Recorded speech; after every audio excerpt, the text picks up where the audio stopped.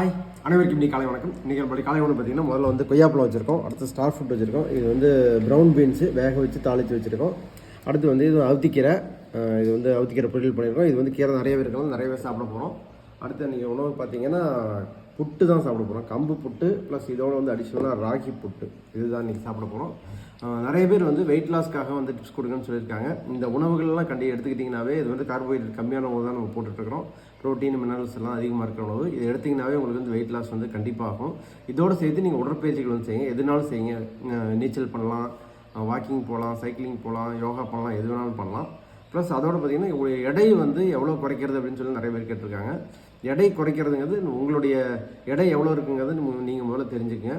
உங்களுடைய பிஎம்ஐ என்னங்கிறத பார்த்துக்குங்க. பிஎம்ஐயில் வந்து பார்த்திங்கன்னா 25க்குள்ளே இருந்தால் தான் வந்து நல்ல எடை அப்படின்னு சொல்கிறாங்க. அது கூட வந்து பார்த்திங்கன்னா கடைசியாக வந்து ஆராய்ச்சிகள்லாம் 21.5 தான் வந்து நல்ல எடைன்னு சொல்கிறாங்க.